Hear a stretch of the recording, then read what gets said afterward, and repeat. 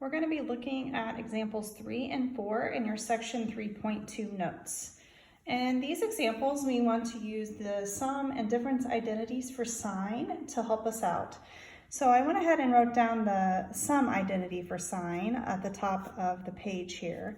So we can see that we get the sine of the first angle and the cosine of the second.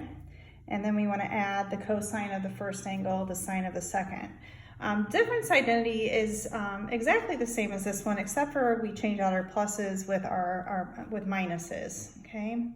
All right, so here, the sine of 75, I have to figure out a good combination for 75, whether it's an addition or subtraction, so I can use my values in my special triangle here. So I came up with 30 degrees plus 45 degrees. That's a good way to get to 75 degrees. So I'm going to go ahead and plug that into my sum of sine identity there. So I'm going to the sine of 30 degrees times the cosine of 45 degrees. And then I'm going to add the cosine of 30 degrees times the sine of 45 degrees. Okay? Now I'm going to use my triangles to find these values. So the sine of 30 degrees, I'm going to end up getting 1/2 here.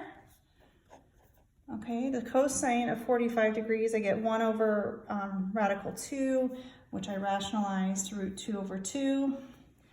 Okay, the cosine of 30 degrees, I'm going to get square root of 3 over 2. And then the sine of 40 degrees is going to be the square root of 2 over 2. Okay. All right, my common denominator is 4, so I just need to add the numerators to complete this. So I'm going to add the square root of 2 plus the square root of 6, and then that does it for part A here. All right, now in part B, I have an identity that I need to collapse or put together. So if I look at the pieces, I have the sine of an angle and the cosine of a different. This time I have a subtraction. Okay, then I have the cosine of that first angle and then the sine of the second. So this is the difference identity for sines. So this thing is actually equal to the sine of 7 pi over 12 minus pi over 12, okay? So I have a common denominator here. So when I subtract, I get 6 pi over 12, which I quickly notice reduces to pi over 2. Okay, now pi over 2 is quadrantal, so let's take a look at that. So pi over 2 is up here.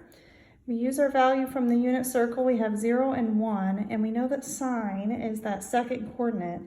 So the answer for this problem ends up being 1.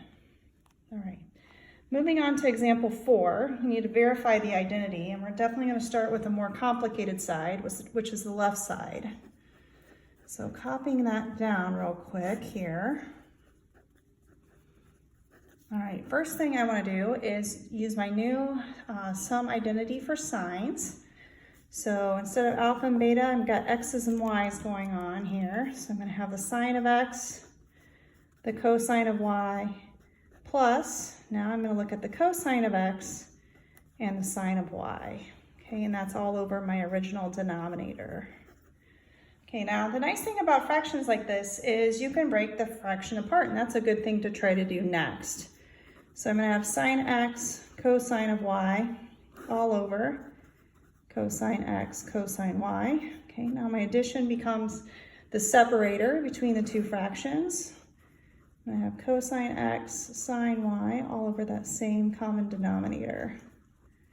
Okay, so some good things happen here at this stage. So the cosine x's cancel out on this side, and the cosine y's cancel out on the other side. And I think we have it because now we have the quotient identity. So sine x over cosine x is tangent of x, which is half of what we wanted. And then over here, we're going to have tangent of y. And that does it for example 4.